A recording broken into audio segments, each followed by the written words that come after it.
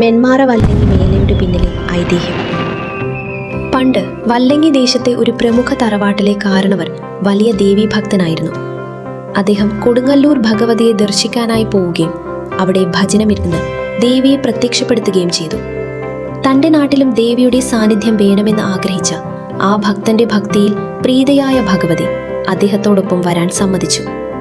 തൻ്റെ ഓലക്കുടയിൽ ദേവചൈതന്യം ആവാഹിച്ച് കാരണവർ കാൽനടയായി യാത്ര തിരിച്ചു. കിലോമീറ്ററുകൾ താണ്ടി അദ്ദേഹം നെന്മാറ എന്ന സ്ഥലത്തെത്തി. കഠിനമായ ചൂടിൽ തളർന്ന അദ്ദേഹം അടുത്തുള്ള ഒരു വലിയ നെല്ലിമരത്തിന്റെ ചുവട്ടിൽ തൻ്റെ ഓലക്കുട വെച്ച് വിശ്രമിച്ചു. വിശ്രമത്തിന് ശേഷം യാത്ര തുടരാനായി അദ്ദേഹം കുടയെടുക്കാൻ ശ്രമിച്ചെങ്കിലും അതവിടെ ഉറച്ചുപോയിരുന്നു. എത്ര ശ്രമിച്ചിട്ടും കുട അനക്കാൻ പോലും കഴിഞ്ഞില്ല. ഭയഭീതനായ കാരണവർ പ്രശ്നം വെച്ച് നോക്കിയപ്പോൾ ആ മരച്ചുവട്ടിൽ ഭഗവതിക്ക് കുടിയിരിക്കാനാണ് ഇഷ്ടമെന്ന് തെളിഞ്ഞു. അങ്ങനെ നെല്ലിമരത്തിന്റെ ചുവട്ടിൽ ദേവി കുടിയിരുന്നതുകൊണ്ടാണ് നെല്ലിക്കുളങ്ങര ഭഗവതി എന്ന പേര് വന്നത്.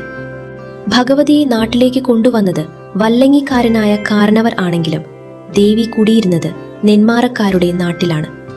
അതുകൊണ്ട് തൻ്റെ അരികിലേക്ക് വന്ന ദേവിയെ വണങ്ങാൻ വല്ലങ്ങിക്കാരും തങ്ങളുടെ നാട്ടിലെ അതിഥിയായ ദേവിയെ സ്വീകരിക്കാൻ നെന്മാറക്കാരും ഒത്തുചേർന്നതാണ് വേലയുടെ അടിസ്ഥാനം.